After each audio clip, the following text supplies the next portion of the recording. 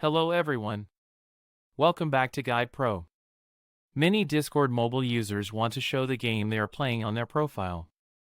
This helps friends know what you are doing and makes it easier to connect with other gamers. But on phone, this option is confusing and sometimes does not show automatically. If you are facing the same issue, do not worry. I will show you exactly how to add playing a game on Discord mobile step by step. First, grab your phone and open the Discord app. Make sure you are logged into your account. Now look at the bottom right corner and tap on your profile icon. This will open your profile page.